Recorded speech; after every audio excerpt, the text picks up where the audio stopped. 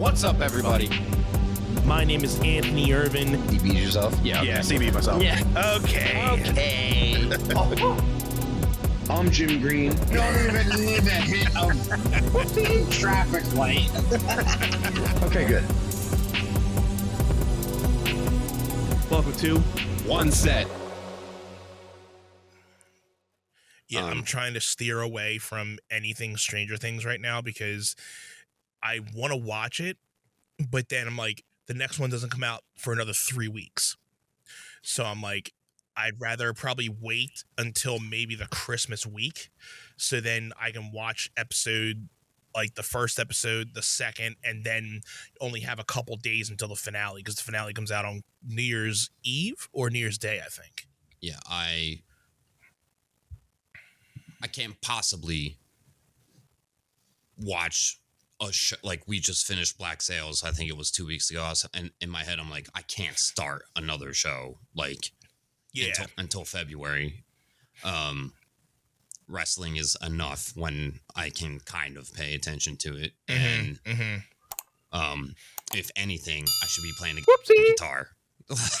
I was gonna ask you how's that going, but dude, I know you've been like studying out the galore with like all these like random pop-up tests and everything, so it's understandable. I was gonna say we definitely do have to pick like a day where we can kind of get together and get this thing filmed, but obviously I want you to get some practice in as well.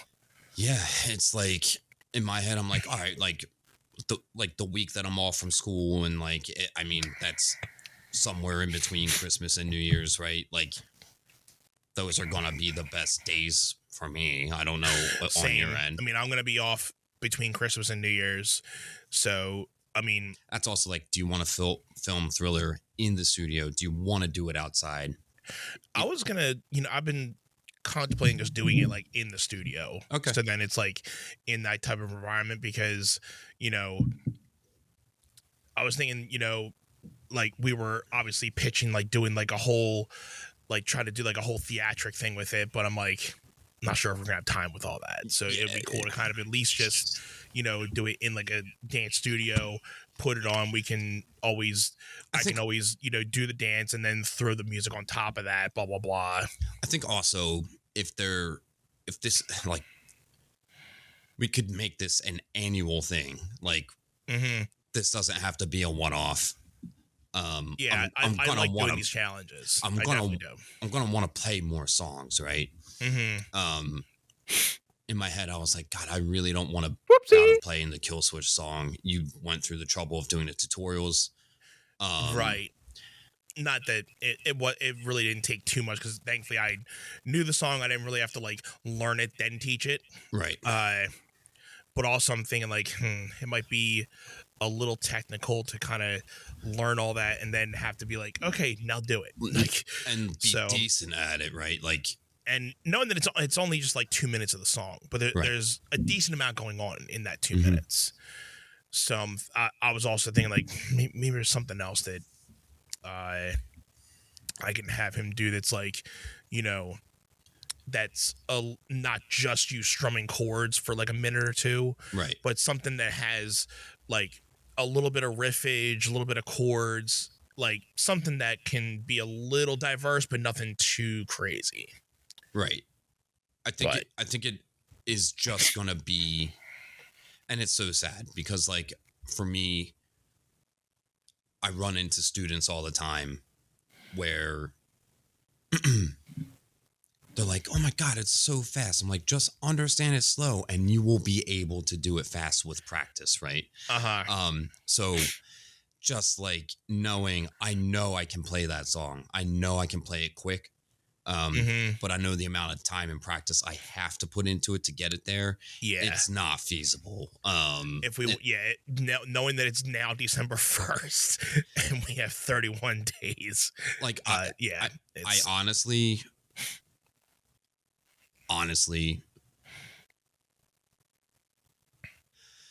like I thought with school that I was gonna be like, all right, I'm studying a little bit and I'm floating somewhere in the 80s, like on my grades and stuff. And it's not even like, whoopsie, I'm struggling barely to pass and I'm stressed about it. Right. It's the other end where I'm like, okay, I'm the guy in the classroom that's getting hundreds. So I'm like literally holding myself to a standard of like, I'm that guy. Like I'm like, and I'm just trying to be the absolute best that I can be at it. And I'm like, I'm never gonna do college again, dude. Like, so I'm like, I know it's a junior college, right? Let me think about another something that, If anything, like my final is Thursday, and I need to just pick up the guitar and at least start doing the spider walks, right? I need to just get my fingers in tune with playing again. Like I just haven't even picked up the guitar and played since August. And you were at a pretty good thing, so the muscle memory will probably come back pretty quickly. Yeah, you're not starting from scratch this time. And it's not like it's been 6 months or a year. Like, I was practicing pretty steady for like a good, what was it? Like I'd say it was a good 4 to 6 weeks. I was like almost every day. Like if I missed a day, I was getting bent out of shape about it because I was like, I'm in it. And also like just didn't think that I was going to be starting school at the end of August. I was like, there's no way I'm going to get in August. Like I'm going to wind up starting at the end of September probably. And then it all just happened fast. And I'm sitting in a classroom with a teacher in front of me. And I'm like, I'm okay. We're here. We're doing this. You know what? And not to interrupt you. Yep. I know you and, well, probably more Cheyenne, but I know you as well are big Johnny Cash fans. If when you go to look at the Kill Switch Engage and it's like not gonna be able to make this work with the amount of small time, I think I can get you to play Folsom Prison Blues, because it's basically 3 chords and it's a 12 bar blues like rhythm. So I'll teach you that when we get to that. It's basically just holding out a certain chord for a certain amount of bars, switching to another chord. So it's just to be quick, I think it's 4 bars of E major, 2 bars of A major, 2 bars of 2 bars back to E, 2 bars to B, then 2. So it's like it kind of like switches within like 4 to 2 bars. How's the whole thing is a 12. It's not that hard. Okay. Now, if you want to learn like the Johnny Cash way, that's more like picking because he likes to pick the bass note with the chord. That can be a little more advanced, but if you're just simply learning it as a beginner, you can kind of just do the rhythm of without the bass note and just kind of hit the chords, and that can still be, feasible. And then the little lick in there is pretty simple as well. I can get you to learn that. So okay. And my mom loves Johnny Cash too, so like that would be pretty cool. So and again, it's not that I'm trying to add the pressure, but it's not too bad of a hard song to sing.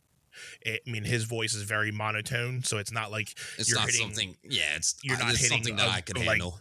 Yeah, so even if we wanted to add that, like we can both tackle, a verse. You do one verse, I'll do another verse. You do a verse, and you trade off one lead, I'll do the next lead, and blah, blah. So they're because the lead kind of stays the same. So yeah, maybe we can do that. That might be a little bit easier because then it's the same 3 chords throughout the whole song. Right. So it just repeats the same 12 bars over and over. Yeah, I feel like that Kill Switch track would be like you trying to learn the dance that me and Matt did that's on my Instagram. That's like yeah. I'm like, I know you could do it, but like if I had the time with not working, I would have more. But now that like I kind of have a grasp on Thriller, I kind of have it to the point where I'm like, I can probably get it in like hopefully the way I would want, maybe 3 or 4 takes. Yeah, So like I know like there's a lot going on, especially you still being like in that beginner mode. Folsom Prison Blues will probably be one that you not you can at least, you know, you can still get it pretty decent to the point where like, hey, I did it. Mm-hmm.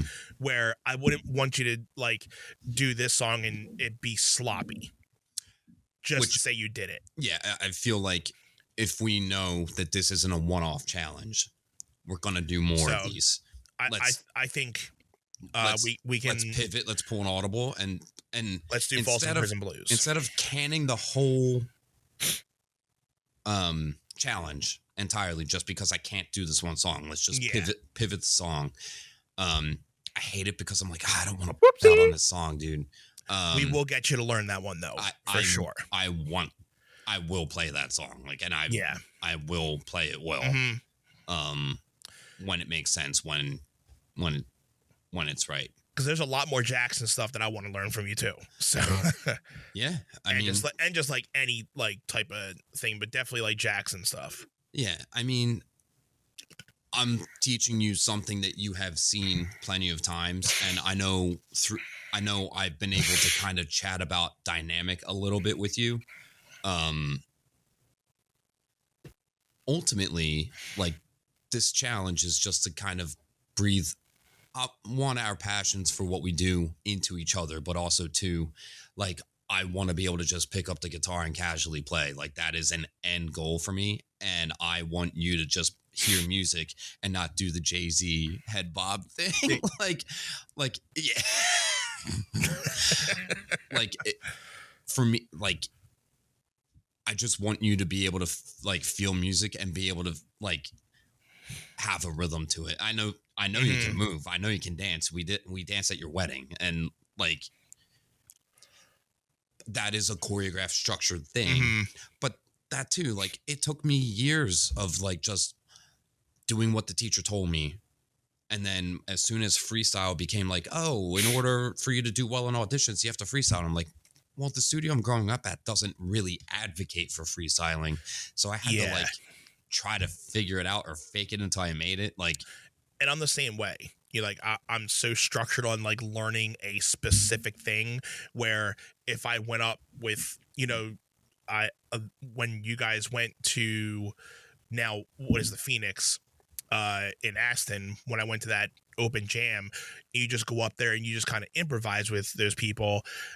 That's not something I am like regularly known to do. You just kind of go up and improvise, and you just kind of know like the key that they're in, and then you just go and play. Yeah, so that's like an out of bounds zone for me. That, I mean, I wish I had more experience doing that. I would love to, but it's like something that like I am more structured and like, okay, this is a song, I know the chords, I know what I got to do here and there and get through the song. Okay. And there are times where I'll play songs and I just know the key and I'll just solo over the stuff. That's more of a, you know, comfortability thing for me. But if somebody is saying like out of just the plain blue, okay, we're playing in G, but then, you know, on the fourth time out, then we change to this, like, so there's a lot of things you have to kind of, you know, think about, and my mind is not at that level. Wow. Which I would love to be, but, you know, I never really structured to that point. I never had, you know, that much of a structured mind to really get into that much of like theory. Right. Well, and that's also just a matter of trusting yourself, right? Yeah. Like, and believing in yourself. I am petrified. I shouldn't say petrified. I am resisting the idea of like people at school finding out. Now some people do, because I'm like, oh yeah, I'm a hip hop and acro teacher, and they're like, oh wow, really? Like, nobody has said you're a dancer, like dance, like, and put me on the spot, and I'm like, I've never been that guy that someone's like, dance, and I'm like, oh okay, let me just jump right into something, like, and that's probably because I grew up conditioned to do it this way, like like being molded to follow a specific criteria of structured movement, and freestyling was one, in the audition space, or two, like going out with the guys from the crew, and we were having beverages of sorts, and jeez, what's the word I'm looking for? Liquid encouragement. There it is. I'm a little removed from that these days, so it's like, all right, for me to like just hear music. I mean, in the studio, like if I'm trying to choreograph something, choreographing starts with freestyling. Like in your head, like you see movement, and I'm just creating shapes, and then I slap them together, and I'm like, okay, this is. And you're comfortable in that spot too. And whereas you know, out in like La La Land, where you're just out in the open, you know, it's not that it's uncomfortable, but it's an unfamiliar spot. You're like, okay, I don't usually do it in this form. Well, where you know, so the big thing there is being comfortable in the studio because you have the mirror and you can see what you're doing. Like you can check shapes and then in your head be like, oh God, that was trash. Like never do that again. Right. Yeah. If you're out there with no mirror anywhere in the world and you're just moving around and you have no idea what you look like, you're like, I don't know if this looks like it feels good. This better look cool because but that's the rule of thumb is they say like if it feels good, it's gonna look good. But don't tell that to Elaine from Seinfeld, because I mean, yeah. And that's again, that's kind of how I feel in music. That like, you know, you can learn all like, you know, the scales and you know, knowing okay, you got to be in this key, you got to play this scale with this key and everything. I've always based my stuff off if it sounds good, it's most likely good. Like I know when I hit a bad note. I know when I hit a good note. I know when I'm soloing, and I know if I'm way out of like a scale or if I'm not in a key, because I just know it doesn't sound right. But when I get into that, I'm like, oh, okay, I'm within like the range of where I should be. I may not know the scale I'm playing. It's probably either a pentatonic or a major or minor type scale, basic stuff. But I couldn't tell you like out of the blue, I'm like, oh yeah, I hit like this box and blah blah blah, or I wouldn't be able to tell you right off the bat, oh, I'm in the C major or minor pentatonic, unless I took 5 seconds to be like, okay, fret here, I'm in C major. So, you know, it's like if it feels good, then just go with it. Like and you can always have like those notions in your head to be like, okay, like how you were like, you know, okay, do like this and here and like, okay, well, oh, that didn't feel right, but hey, if people are, you know, cheering, then whatever, it's fine. Well, that's like the best part about the Thriller video is that like it can look wacky and you're a zombie. Like you can't go wrong. Like you can't not mess it up, you know?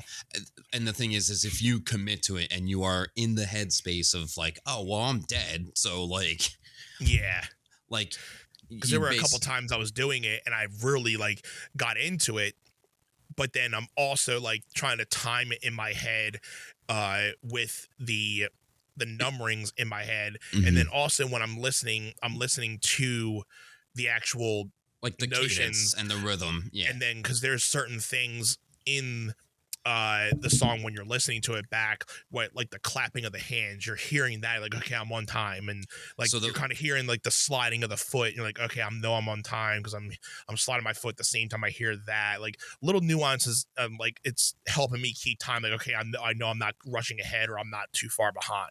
So those like the sharper ones are known as accents, like we in the dance world, like we say, okay, we need to hit this movement on that accent. When you're talking about the drag of the foot, that is more being, I guess, in the pocket or in the rhythm, or no, there was another saying, like a cue, like you know when that slide's coming in and when that drag's there, you know it's a musical cue for you. Okay, I'm dragging my foot because it's with the drag in the music, right? Like just synchronizing everything. Dancing, as I've said on here plenty of times, it's the added instrument to the music is just the visual representation of the music. Is like almost a definition of dancing, right? And that didn't really come into play until like actually like I've watched you many a times, but as I like got older and continued watching and just dissecting like the stuff that you used to do, I'm like, okay, you're basically not only just moving to the music, but you're accenting like the lyric of what it's saying. Or if you're doing, you know, an instrumental, you're just obviously just feeling out what you feel, what that music makes you feel. But if like, you know, when you were doing the Daughtry song, like I would hear the lyrics, but then you were accenting something to make that lyric pop out. Like makes like it's a visual representation of what so the you're lyrics are visualizing saying. what the lyrics are saying. So it's almost like a picture, what is it? Photo and picture. And like when a video, it like, it's a motion picture. Like it's a visual, something like that. Like yeah. it's a visual representation of what you're hearing is like a picture in picture. Like you're kind of like seeing this, but then like the dancers also bring that thing that you can't see, but bringing that into life to make you really see it even more clear. And that, yeah, that's like a big root of what dance is. Shaping Sound was this company, and I'm like, that name is just so unfair. Like you're literally like making shapes. You're shaping sound, right? Mm-hmm. And like as I got older, I really started to appreciate like the artistry in it and saying like, okay, this is just my interpretation of the song, and there's an infinite amount of possibilities of how people can interpret this. And like some of my favorite works, like I'm watching and I'm like, this feels perfect because I wouldn't want to see anyone else's decision making to this set of music, right? Like this composition right here, like that to me, it like helps define a great piece of work. Is like I wouldn't want to see anyone else's work to this particular piece of music. Right. I don't think I ever really said it that way, so I'm just kind of talking truths out of my head. So that's great.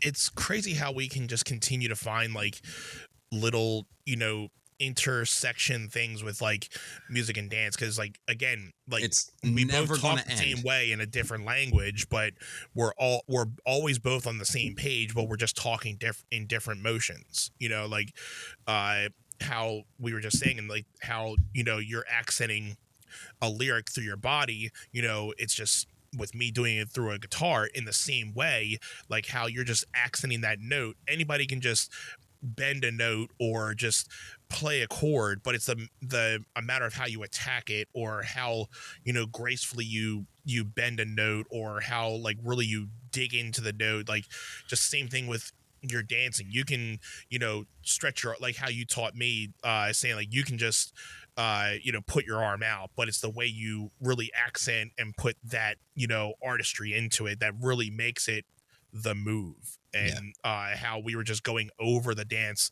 when you were first teaching me, we're just going through the basic motions and then getting into the fact that, okay, now once we get all like the, you know, things down, then we can go into little details of like, okay, move your foot, like then accent that movement right there, because in there he's like, so you're like kind of putting the extra icing on top of the cake to really get those certain things out of each of those movements. Stylistically speaking, same thing with, you know, guitar. You can play a solo as basic as you want and just, you know, play note for note for note. Like execution wise, it's sound, like it's technical, it's there, but you know, it's like sliding into a note instead of just playing that note. You know, doing pull-offs, bending into a note, and like again, more stylistic. Instead of just hitting a note, you want to slide into it first, and like a lot of different, you know, licks. And when you were talking about being in, you know, the place with your crew, you know, and this kind of goes back on to like improvisation, like, you know, everybody has like their little licks or moves that they go to.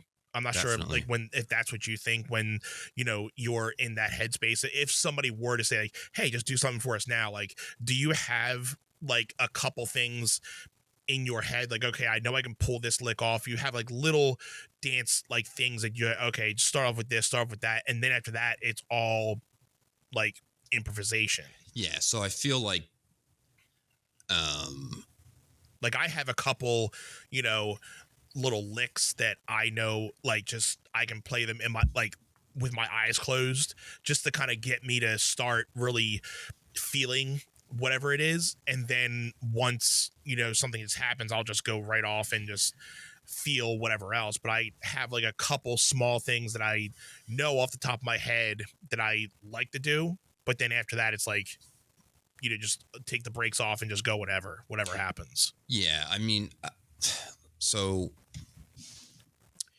if we take it all the way back to when I had knee surgery, I relied on my upper body a lot more. So as I transcended in like the choreographer aspect of the dance industry, like I created a lot more with my arms and a lot less in my legs because I had a bum knee early on, right? So like that's what, like, I tend to do a lot more armography, as some people will call it, where it's like choreography in the arms. So I do a lot of intricate stuff in my arms. Like this, whatever I just did was awful, right? Better than what I could do. I have this right here. And yeah, so I mean, so with Beat Addicts, right? There's like 15 of us choreographers, and what we all do is like the Thursday camp day before the shows hit on the Saturday and Sunday in August, we get to see all of the dances, and like for the first time, for the most part, we get to see everything completed top to bottom of everyone else's work top to bottom. So a lot of us teachers, like, and we just found out that we all do this without having really talked about it before, is when we're watching, because like us choreographers, the majority of the time we're paired up with different choreographers, and we'll sit there and try to guess which section is which choreographer's section based off of their style. So you're asking me if I have like go-to movements with freestyling, with dancing. I'm taking that and saying, yeah, I definitely have them. There's definitely movements that I'll like put into my choreography, and people will see those like those signatures and be like, that's a gym section right there. I've started to realize certain things. I'm like, oh, that seems like a gym dance move right there. Yep. So even just from seeing you a lot, I'm like, oh, I can see small, like little nuance. I'm like, oh, that's something the gym did. Definitely. Yeah. And when we get into the studio again, I'll show you a couple of the things that I like to do, that I like to throw in. I like to turn a lot. I think I was telling you when we were in the studio, I was like, I just love to turn. Like, I get to a point where every 8 count that I'm choreographing, I'll be like, I just turned like 3 out of the 4 last 8 counts. I need to do something where, right, like we're just facing forward, and if anything, there's just a little rotation, or maybe we'll face the side and slide backwards this way instead of turning all the way around. I like have to stop myself because I always want to do rotations. I just think that they're neat. I know Michael's the same way. A lot of the times you'll see him turning a lot, but he'll also just stand there and have the aura about him. Yeah. And it's just, I was just thinking about it, I think yesterday, just thinking about him when he performed the Super Bowl halftime show, and he just stood there and people went absolutely bonkers. Yeah. All he did was have to stand there. Yeah, it just pops up, and it was like a whole 2 minutes. And I think that video that like they're like producers saying like, dude, Michael, go, like go. And he's like, let it simmer. Just let it go, and then he just does one move, bang goes. Like, again, that's like a James Brown type thing. Like, there's no like performers like that. Bruno Mars might be the only person that kind of has that type of band where he can just control the band to do what he wants to do. Mm-hmm. Where like Michael and James Brown and Prince and all those guys, like they, even though they couldn't necessarily, I'll take Bruno Mars out of it because he can actually play an instrument, and Prince, but you know, Michael couldn't play an instrument, but he knew what he wanted, and because he could hear it, and he could hear it up here, he just knew how to, you know, make it come out through the band, and he could just, you know, through a mark, just tell them to stop, and they would not start again until he made that next move, and they were just like spot on, you know. So it's you don't see that much anymore. It's like they're all sitting there waiting for Michael to move. Like the drummer's like, don't you whoopsie move like. he's like winding up to finally hit the freaking cymbals, and he's like, Michael's still standing there. Ricky, put your hands down. Ricky, put your hands down. I don't know what to do with my hands. I don't know what to do with my hands. He's like winding up. Michael goes to move. He's like, oh, whoopsie. No, I'm off beat. Now I got to catch up. Yeah, man. So I am so looking forward to that biopic. It's going to be amazing. Yeah, dude. I feel like there have been enough of those that have succeeded that I'm not nervous about it, right? Like if there hadn't been Bohemian Rhapsody was just really good. Really well done. And the fact that, you know, you're having the same directors that are coming from that, you know you're going to at least get that type of production value. Yeah. But I can't see this movie being any less than 3 hours, dude, because there's so much that, you know, you have to go through. And I'm not sure where they're starting. It seems like they might be probably starting from within the Off the Wall Victory Tour era, focusing in that, maybe. But I think they're going to chronologically go through his life. But I think I would probably like to think they'll stay within that because, you know, from the first trailer, it seems like he's recording the Off the Wall album with Quincy. And I don't know if they're gonna do all the like early Jackson 5 childhood days. I don't think so too. I think they'll probably go back and, like, you know, go back into certain moments, but I think it'll probably start with his older self. Because like I said, I think it'll probably start within like his Off the Wall era, coming off of just being away from Jackson 5 or the Victory Tour, and then from all of that. When you think of like the American Dream, like yeah, like the Jackson 5 movie, it's like, don't touch that. Was all the way up to the Victory Tour. Like, so, literally just don't touch that. Like, leave it alone. Yeah. So, as there are so many people saying they wanted like certain scenes to come back from it, but I'm like, yeah, just don't touch it. It's a gem in itself. Yeah. But, you know, I believe they'll probably have flashbacks of young Michael and the Jackson 5. I mean, they got to have a couple flashbacks. Right. But I think it'll definitely be from like when he started his solo career up until the end. But even then, there's just so many moments. There's so much, dude. That like, there's just you're not so gonna be able much. to pack. There's going to be people that are going to be upset that they didn't get that this moment wasn't in there. Yeah. So definitely. you're not gonna be able to please everybody. But, you know, we know they're doing the whole Thriller thing because there's been pictures all around that, you know, they went back to the original spot where they shot the video. Okay. And not sure if you saw that, but they shot it at the actual spot. Okay. Because like the clip of Thriller in the trailer, like it almost looked like the actual video. It was pretty close. You could tell that it wasn't him, but like the background scenery, I was like, right. All right, if that ain't the OG spot, like they found something that's dead close. Like, yeah, it's so they close. said that they went back to the OG original spot in LA, shot it there, and even the girl in the video looks pretty close to the girl that was in the video, which is scary.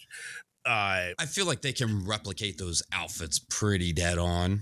And well, just even facial features, like, and again, I'm not sure if some of the things might be a slight bit CGI to kind of make it as close as they can get with certain people, but even it's going to be amazing, like, what they put in there, what didn't make it, and you never know, they might even have like alternate endings, the extra clips when they put out the DVD, like, oh, there's extra stuff that we filmed that we couldn't put in the full video, so here's an extra 30 minutes of stuff that we didn't even film. You know? I'll be all over it, dude. Like, yeah, same. It's like, gonna be awesome. It's probably, you know, the same hype that I would have had when Andre 3000 played Jimi Hendrix in the Hendrix biopic. Now, I still think there hasn't been a good quality Hendrix biopic. I mean, I think Andre 3000's the first one that actually knew how to play an instrument to play Jimi Hendrix, because I forget the guy's name who played in the other Hendrix movie, but no musical content, didn't know how to play, and like they're literally showing him, like they're having the camera show him playing guitar. You can tell he's faking the guitar, and I'm like, you are like putting on a guy who plays guitar, and you don't have a guy who knows how to play the guitar. Like that's the only thing that it's a disgrace, man. Yeah. Like that's like, again, having the biopic of Michael and having a guy that does not know how to dance. Like, it's just like abysmal. What are you doing? Right. So, I mean, I will give it to Andre 3000 that, you know, he at least knew how to play an instrument. You can tell some parts were faked a little bit, but he knew how to play the instrument. He knew like the mannerisms of Hendrix and the mannerisms of how a guitar player plays. Like, yeah, I'll have to look up the guy. I don't want to take up too much time. But he had the mannerisms, but just didn't know how to play the guitar at all. It was the dude that played in Remembering the Titans. The other main black character. Okay. So totally forget his name. I'll look it up. I'll probably put it in the episode so people know. But yeah, that it. Other than the guitar playing, I thought the movie was great. But Andre 3000's take on Hendrix, you know, he had the look, had the guitar playing down. Hendrix's mannerisms was a little off. I felt the other guy did that a little bit better. But still, like, I'm waiting, and I don't think we're ever going to get one.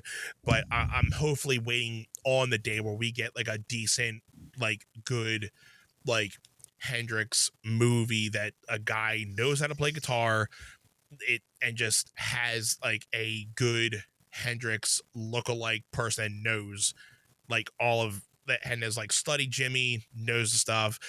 But it's a good, you know, dream to have, but I don't think we're ever going to get that one. Yeah, I think it's very They'll probably possible. put out a Prince one before they put out another Hendrix one. Right. I mean, I saw a Complete Unknown, the Bob Dylan movie, which I still got to see that. I forget if we talked about it, and I'm not sure if we did. My mom really wanted to see it, and the other movie that looks good that I think it just was in the movie was the Bruce Springsteen movie. And I'm not too much of a Springsteen person, but yeah. I always like, those type of movies that, depict those guys. So, I mean, I would like to see it just for the fact that it's a biopic on, a pretty decent guy. And, he's a local Jersey dude. So. Yeah, my mom loves Springsteen too. Like, she was always a big fan. The Bob Dylan movie for me was Bob Dylan literally did whatever he wanted with zero regards to anyone else or how they felt about it. The end. Like, that was Bob Dylan. And so, like, throughout the movie, I was waiting for there to be a moment towards the end where he, like, kind of came around and was like, hey, maybe I should stop being a complete whoopsie. Right? Yeah. And then the credits started rolling. I was like, okay, so Bob Dylan was just a complete jerk to everybody. Yeah. And my mom and Kim were like, that was pretty good, didn't you think? I was like, what an whoopsie. That's how they kind of made, like, in the Andre 3000 Hendrix version, like, they really had, like, the final, like, scene, they really, like, turned a left field, like, he was, like, they really depicted he was really mean to his girlfriends. He used to, really be abusive to them, like, okay, I mean, this wasn't never really, put into any type of thing, but, hey, it was back in the 70s. It wasn't, early, mid to late 60s. He never made it to the 70s, but right. But it would kind of just hit you off guard, because you think of Hendrix being this bigger than thou dude, and then all of a sudden at the end, like, you see him starting to beat the out of his girlfriend, and I'm like, left field.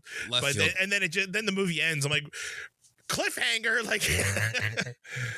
So that's what he was doing the day he died, I guess, right? Yeah, that's probably she's like, yeah, you're not gonna make it till tomorrow. Oh, Jesus. Oh, Jesus. Oh, Jesus. Yeah, but at the same time, like famous musicians and artists back in that time, their personal lives were kept really under wraps. Like, you just didn't know that kind of stuff. No, about you people didn't back then, right? And one more that comes to mind. Again, refresh me, because I know you know the dude's name. Who's the name of the guy who plays the Joker? Joaquin Phoenix. I mean, he played. He did Johnny Cash. Johnny Cash really well. Yeah. Love that movie. And that was back in like 2005. Like, that's 20 years ago. Yeah, that's the one I always go back to when I think of these movies. He played that movie perfectly. Did you see the Elvis movie? I didn't, but I heard that's good too. I've seen it in pieces. Like, I didn't see it top to bottom. It was pretty good. I feel like you're gonna do Elvis, you better get it right. You better get the right guy. Oh yeah, to do it, for sure. Yeah, so, yeah. And he definitely did look like Elvis. Yeah, I mean, they did pick the right guy. Yeah. Whether it was a little bit of makeup or trick photography, whatever, but he definitely had the part down. He definitely looked like him. Oh, we should like give a shout out to Jennifer Lopez for doing Selena back in the day, like that. Why didn't we not think of that? Like that. Well, we were like pretty young when that came out, right? Like, but when I would see that on like VH1 or MTV, that was another one I would always want to always just stop and watch, watch it. Because I mean, it's like that classic, type of coming from nothing and then going and being that top rock star, and then it just comes to an unfortunate end. Yeah. But that was like a knockout. Like, Jennifer Lopez nailed that, right? 100%. Yeah. I never saw Rocket Man, the Elton John. I've seen bits and parts of it, but not enough to, give a good analysis. But like you said, with the Queen movie, 100%, the dude who played Freddie Mercury nailed it. Rami Malek, yeah, I would go back and watch that one over and over again. Yes. He's again the definition of a guy that studied the main character, knew the mannerisms, and just was like synced into what Freddie was like. Now again, I wasn't really that big and followed Queen. Yeah, me neither.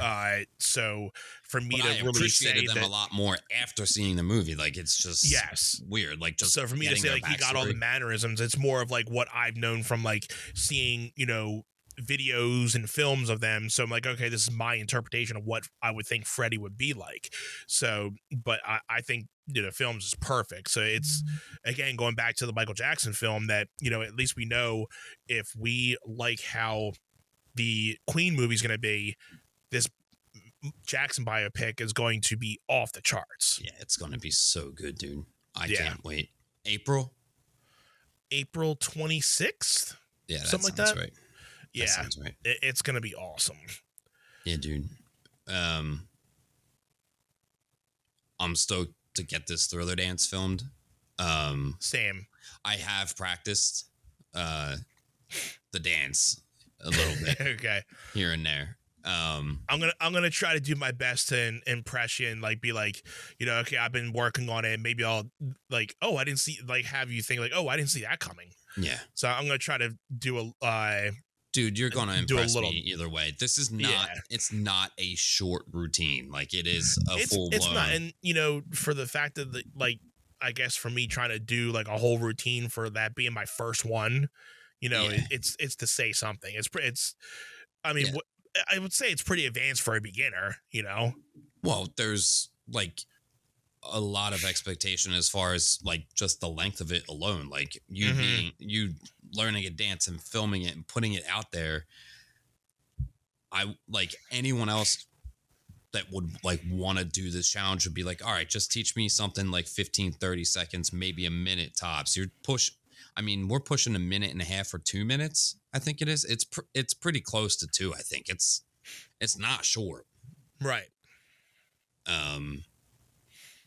So yeah, I mean, I appreciate you taking into consideration my circumstance and saying, hey, let's postpone the kill switch track and it's then definitely postponed, but I think doing the Folsom Prison Blues for you, because I think I've shown you those, maybe 1 or 2 of those chords before, so it shouldn't be too much of a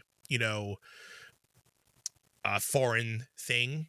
And they're all open within like those first 2 to 3 frets, so it's really not much. In the rhythm section is like not too difficult. It's just more about counting out the 12 bars and just repeating those throughout, and then the little lick. And like I said, then we'll also, probably try to throw in, the vocals. You'll take one of the verses, I'll take the next verse, and I got some ideas. So we'll definitely make that work, and maybe we'll shoot it in the same spot. We'll when we figure it out, we'll do the Thriller dance, and then we'll set up in the studio, and we'll do something with the both of us for that. Out. Yeah. Looking forward to it. So, a little detour, but it's a good thing because we still want to get this challenge out for you guys, and we're making this work. Yeah. So it seems like that'll be a little bit more form fit to, because I definitely feel like, learning a dance, like especially this, might be a little more easier to learn without having to, have that much time. But especially with the kill switch, you have to spend a little more time to really get the dynamics down. If I wasn't in school, I would have it down. Yeah. Pat. Like if and I especially had that since time like you're the doing the school thing, I'm back at work. So just trying to find the extra time to just practice. Cause even then, I mean, I got a gig this week. If I wasn't working, I would have my stuff pulled up and try to practice a little bit more, try to get 1 or 2, practices in. I'm probably not. So, but my last gig, I felt everything was tuned in and, matched really well. So for the first time in a while, I'm very happy with the way my setup is. So, and now I can get back to being more confident with playing everything and not have to worry about, sound checking everything throughout the night. And just making sure, this is not going like well. Now I got to worry about this and worry about that. So now I can get back to actually doing the thing that I want to be doing, is playing the music and enjoying yourself, enjoying the process, enjoying the night instead of being frustrated that the sound isn't what I want. I love that for you though. Like so yeah, much. last gig of the year this Saturday. So you're in looking Claymont, forward right? to it. Claymont, yeah. Apothecary? So it got changed from 7 to 10. I'm now playing 4 to 7. Okay. They were telling me that they wanted to do it a little bit earlier, that some of the audience wasn't staying as late, so they wanted to push the music back a little bit earlier. I'm like, cool. Hey, no that's problem. cool. So I get home earlier. I start a little bit earlier, but I get to come home a little bit earlier. And then I can probably still have the Saturday night movie night with little guy. He likes having the Saturday movie nights. Get to hang with the kids when you get in, instead of like you going and you getting there at 6 to set up and knowing you're going to play till 10 and they're going to be way asleep by the time you get home. Yeah. So that's cool. It'll be nice. And, Claymont's right down the street from us. So it's, at least I don't have that long of a drive, like 20, 25 minutes.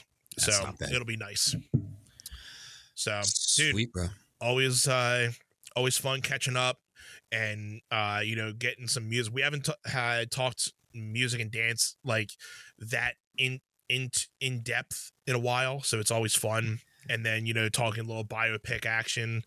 If you're enjoying this one, let us know what you guys thinking if you're looking forward to the Michael Jackson biopic, or what's your favorite biopic movie. Let us know in the comments. Yeah, dude. I feel like once every couple months, if we can get into the music and dancing, I mean, that's like kind of deeply rooted in us, and it takes us back all the way to our middle and high school days, like, because that's like when all of that even really started, and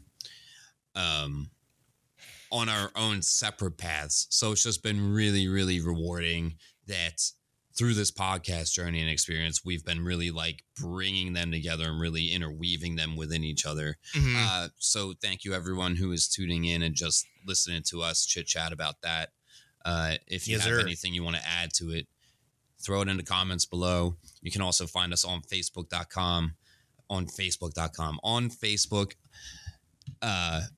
If you're using the app on your phone, you don't need the .com part. You can find us on Facebook at the Facebook group One Set Fam. That's the number 1 Set Fam. That is where we do all of our community interaction with our fan base. Hit us up there. We will chat with you there about just about anything and everything. Anth, anything else before we jump off here? Just like anything outside of the group, make sure you guys are following us at One Set Pod, Facebook, Instagram, TikTok, and right here on YouTube. Make sure you hit that notification bell so you get notified when we upload. And thank you to all our new supporters. Thank you to all our OGs. Shout out to the One Set fam. And dude, love you. Love you too, we'll see y'all broski. next week. Until next time, all the love. It's been One Set.